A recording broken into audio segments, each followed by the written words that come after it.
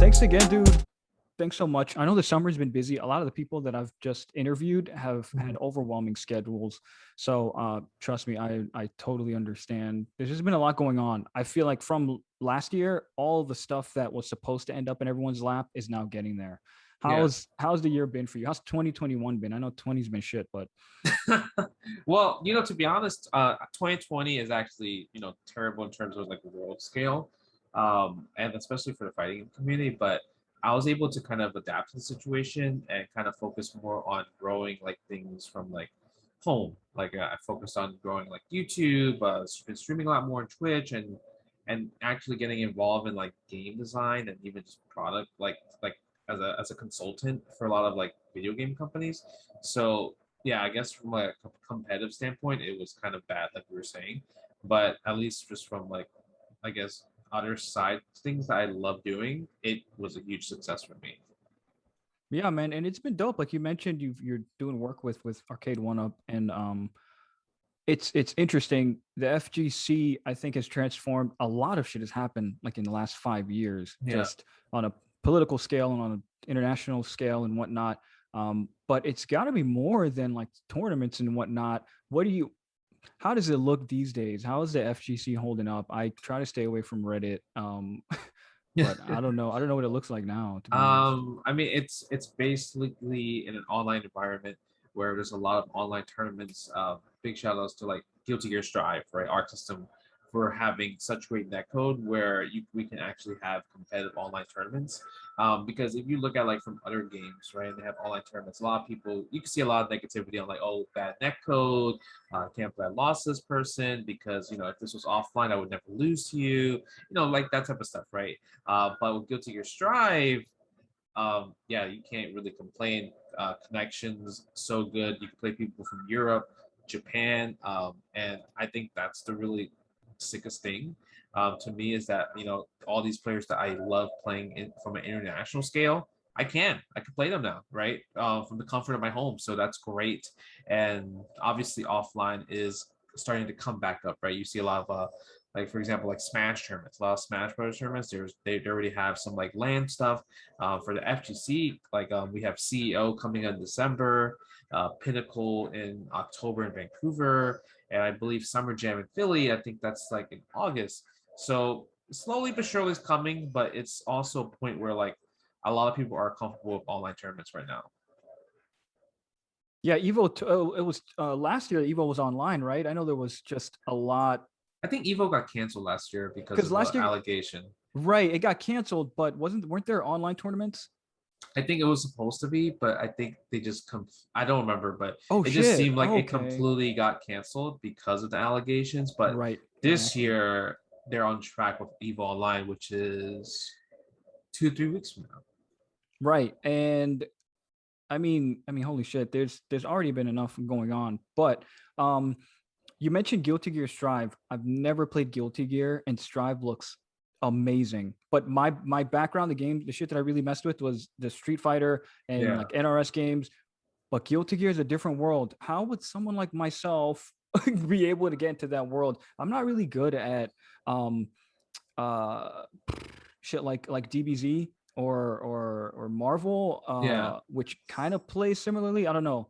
Um, So I guess from your standpoint, you're thinking of it as like it's kind of overwhelming for you, right? Like you're air dashing, a lot of mobility, a lot of different type of combos. Well, that's why Guilty Gear Strive is a kind of like a simpler version of like what you're thinking about with Dragon Ball and Marvel, just because it's really comes down to like, yeah, you still have these air dashes, but the combo scales definitely lowered, definitely scaled, and damage is a lot easier to deal, so you don't have to learn like 100 hit combo to like do a touch of death combo. You could probably do like 10 hits and boom, touch of death, right? Or like half life at least. So I think with because the damage has been increased in Guilty Gear Strive, that's what's getting more people involved because it's easier for people to understand playing the game.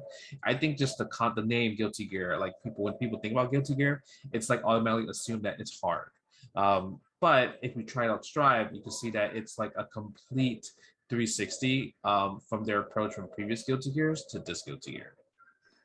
I feel like Guilty Gear, Persona, and like Skullgirls exist in this strange space that folks are are under the impression that, I mean, even King of Fighters to a degree, that there's a difficulty curve or a learning curve that would make it damn near impossible to jump into. But it sounds like Strive is different. Yeah, Strive is very different. It's definitely not what you're thinking about. So I would definitely just try, just mash buttons, right? Like check it out, play it out, and just kind of see how you feel. But I do think the game is definitely much more leaning towards a casual audience or getting more players involved in anime games in general. So kind of defeat the stereotype of anime fighting games are hard. Are there new heads coming out of Guilty Gear that might be taking over? Is Strive going to be at the 2021 at Evo Yeah, 2021? Okay. yeah, Strive would be at Evo. So I would say from what I noticed is we see a lot of players in general. But the beauty about it is that we see a lot of top players from different genres of gaming playing this game, right? And we even see top influencers outside of fighting games taking an interest in Guilty Gear Strive because it just seems like it's just much more easier to get into and it's easier to understand. I think maybe because damage is so high, um, people understand like, okay, this is how I deal like X amount of damage, and I don't have to work hard for damage. Because I think that's what it comes down to. Our attention span these days are pretty low compared to when we were kids. So the easier the better, or the more easier to understand the better. I saw on your YouTube channel you had you're playing Power Instinct 2, but it was like driving you nuts. Are there, but besides playing games that are like torturing you, are there games that you still get to just when you're not streaming or you're not like doing work or whatever, the ones where you have your own downtime? Like, do you ever still go back to Super Street Fighter 4 or like I don't know UMVC 3? Man, I'll be honest with you. Only time I play video games is usually like fighting games at least is when I'm streaming. So it's because I guess me working and also I'm a dad now, so I've been focusing on just family life, right? And because of that, it makes things a lot more difficult for me to kind of practice a lot. So that's kind of where like I just have a stream on most of the time and just have it in the background. That's why I watch other people play, and that's kind of how I learn or keep up with the meta.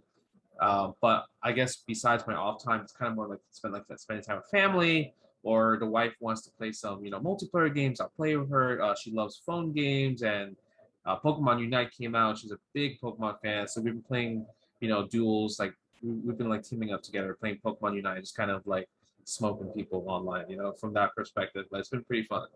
I'm a big Snorlax main, no pun intended, but I love Unite. I know I've got problems with their microtransactions, but the gameplay is, I love it. I think it's a nice like a gentle intro to the MOBA that might be Yes, like I difficult and agree. off-putting because like stuff like Smite and Dota, my homeboys we picked up Dota and I'm just like, wait, what? I was all over the place even after playing just like months and months and years of Smite. Even Dota messed me up. So then jumping into Unite, I'm like, oh, this shit's dope. I feel like when you got into the FGC, you were just a kid. Now you have a kid, and like, Yeah, pretty much. it's come full circle. What, at least thinking about the future of the FGC, would you ever? I mean, I'm sure you'd play and have probably already played fighting games with your child, but what would that introduction look like? How would you help? Or I don't know if you plan on helping them navigate that space. I accidentally happened upon Street Fighter 4 in like 2009, and the rest Mhm. is like history. But what does that like look like to you now that you're a father, you're a parent? I guess I mean if Harper is ever interested in playing fighting games, then sure. Obviously I would teach her, help her as much as he can, as much as she wants. So it just really depends because I don't want to like kind of force that, upon like my child. But I do think like even from 20 years from now, I would probably still like kind of be in the scene, maybe as like super casual player or maybe like that. I'll only go to Evo once a year type of thing. But yeah, I don't see myself not playing fighting games even when I get older or like 20 years from now, 30 years from now. I feel like I'll still be playing these retro games, and they're just iconic, right? So it's kind of like it's really hard to kind of give that up.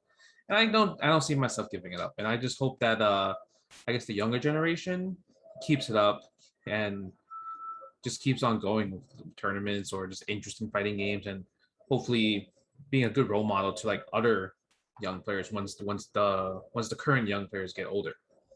Do you ever see yourself in that kind of professional capacity? Like, so I think of like LeBron, right? When LeBron's done with basketball, it's not going to be the end for him. I know he's going to look at, being behind the curtain and whatnot. Mhm. Would anything like that ever interest you? Like on a professional level, sort of mentorship or running tournaments. I don't know. I just feel like as a veteran and with the name Justin Wong, I mean, shit, there's a lot that you could do. Uh, I guess it depends. Like I know the FGC and fighting games have been like part of my whole life the entire time. But it's kind of like, I just kind of want to, I guess, play the game of real life, right? So obviously I have the fighting games. I would think of it as like a side priority. Like when I get older, if I have another child, or Harper's getting older, and I kind of have to be there, right? Because growing up, I didn't really have a parental figure in my life besides just my grandma. So I kind of want to give my child like there's just appreciation of having both parents around. So I guess that's kind of like the priority. So if she likes fighting games, boom. I mean, that's 2 for 1 right there, right? If she doesn't and she likes soccer, I guess we're gonna study soccer meta at that point, right? We're gonna learn how to cheese people out in soccer, right? Find that type of stuff. Find the strategies because I'm very good at just looking at strategies even if I don't play the game. I guess I'm very good at dissecting things at this point. So whatever she wants to do, I'm all for it. Listen, if she gets into fighting games, like she's just gonna be Bronny Jr. That shit will be crazy. That shit is gonna be crazy. So I really feel for the future Marvel. I mean, if there even is gonna be like another Marvel versus Capcom title after Infinite's like hot mess. Um, but speaking of new titles, that Nickelodeon All Star Brawl came out of Oh, nowhere. yes, that was random. They did a great job at not having anything leaked. And they dropped the trailer, they dropped the reveal, and suddenly the buy-in for me is it was so sudden and it was so swift. I'd follow like Smash News and stuff and some of the Smash clones, but that for real hit me because I mean I grew up with the '90s, Nickelodeon shows just like everybody else. I was tripping out about it, but it's crazy because they have for real fighting game mechanics, like mechanics from legitimate Smash clones. So this is looking like I don't know, something to revitalize the FGC on a level that I think could bring a lot of people in. I don't know. That's what I thought No, when I I think saw it, it. it I think it has a lot of potential. I just hope it's not gonna flop like PlayStation All Stars, right? They had such a great idea, but it just flopped pretty hard. It didn't look exciting. Characters look very tiny. I guess the enthusiasm of like how characters work just it didn't it didn't look like you see Kratos and he's just smacking around like you're expecting like the character to like symbolize from the game itself, but it kind of he didn't do that to me for me, right? So when you look at the trailer for Nickelodeon All Stars and you see like more of like the close-ups and like the interactions with the characters attacking each other and smashing each other out the field, it looks really tight. Right? It looks really good, and the fact that it's a mix of like nostalgia characters and also more modern characters, right? Because there's some characters I'm like, who is Lucy Loud or Yeah. whatever Yes. Loud? Exactly. I don't know who this guy is, but SpongeBob, everyone knows SpongeBob, right? Reptar, that one was sick, right? And then the Captain Toastman, Powder Toastman. Oh, from Ren and Stimpy, like that one was crazy. So like now you're getting ideas. Is like okay, like are you gonna add like Oni cartoons? Or are you gonna add like the like even the game shows? You know how like, I'm thinking about the stages. Like you have a Legend of the Hidden Temple stage, like Holy or like shit. what I mean, Nick Arcade stage. You know how like the when they have the finals and they're in the video game thing, like stuff like that. Like I just think they have so much to work with, and I hope it does amazing because I'm definitely interested in playing it, just even if it's not competitive, whatever. But it just looks super fun, just to play. Like just already, just look at the trailer, I'm just like fiended to wanting to play the game. You're telling me like I could do side beat or down smash with Reptar? Reptar is like my other Charizard, and Oblina showed up. I was just Oh like, yeah, yeah, yeah, Umbro yeah. monsters, what? Like probably automatic S tier, but I know everyone was going nuts for Nigel, who just looked ridiculous. Nigel Oh, the Thornberry. Thornberry, yeah. Yeah, yeah. It reminded me of the nostalgia from the what was the Power Rangers one, like Battle for the Grid, Battle for the was Grid. it?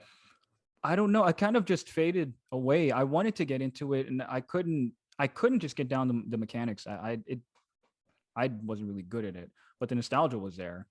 Yeah, the nostalgia was there. I actually worked on Battle for the Grid, and the thing about Battle for the Grid was that they just had a short window to turn around. So I think if they had longer window to like turn it around, they would done a lot better, right? It would have been able to flourish more because the thing about Power Rangers, you need to make it exaggerated. So it just wasn't exaggerated enough in terms of bringing out that TV show element where people are like, "Oh my God, it's Power Rangers," and then they play like the actual show, right? So that I would say that's kind of the missing element that that you're probably feeling, and that's probably why you're not getting into it. Yeah, I think that captures it too. The mechanics are whatever fighting game fundamentals I can carry over were fine, but I think that's what you were what you're getting at was is pretty much the nail on the head. I wonder about games like sort of cult favorites.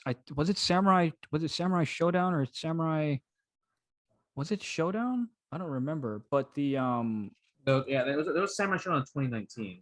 That's the main thing about. yes, yeah, that one, which I never even played the original. And then I was like, whoa, holy shit, this is a very different fighting game style, fighting game genre. But I don't know that I wasn't following the news of it, so I don't know if it was unsuccessful or if it's just the following is very small. I would say it was the following is pretty small. I think they nailed it. They did such a great job with Samurai Showdown at launch.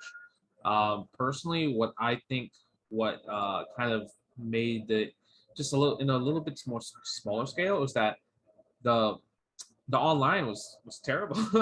Like I was trying to my friend wanted to play a match and he's from the East Coast and then I'm like, all right, it's gonna be laggy, but I'm down, to just press buttons and lag. And we couldn't connect to each other at all. Like it was actually not workable in terms of like, we made a lobby, he got a code, I invited him, we tried all that type of stuff and we couldn't match up at all. So it was just kind of like a dead online system at that point. So it made it really hard to kind of like enjoy it at that point, right? Because I'm just like, man, I can't enjoy it if I can't play with somebody, Is right? it That's when is it it comes to a fighting game. is it really that difficult or challenging? I remember Max Miller broke it down in one of the videos, but I was wondering if it's really that difficult or challenging to nail down like rollback netcode, or if developers don't want to do it or can't do it, or is it too big a task to It have might to? be just a budget issue, or it could be just like they might not have the developers that are able to do rollback, or they're not comfortable or not confident, so they probably don't want to hire a third party one, right? There's like probably a bunch of scenarios that I'm not too sure of, but that's what I would assume, right, from this situation. Yeah, I mean when it comes to playing online, I try to like hang that up because my like Ultra Street Fighter 4 days are the ones that give me the for real nostalgia, like heartburn and salt and all that shit comes back like, Yeah, oh yeah. my gosh.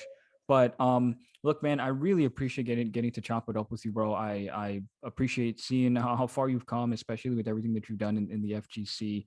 Where can folks find you online, follow you, and all that good stuff? They could find me on twitter.com/jwong3gs. I usually post there. Same as Instagram, .com/jwong3gs. And then twitch.tv/jwong3gs. And then youtube.com/I ain't Jwong.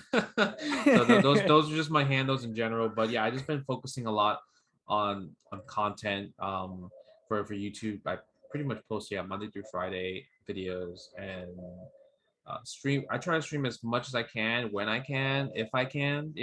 Depending on Harper's taking a nap or not, or somebody else is taking care of Harper. But yeah, besides that, I'm always on Twitter at least, and I've been focusing on doing a lot of lessons lately, actually on Metafy. So I've been, yeah, it's been very busy with that as well too.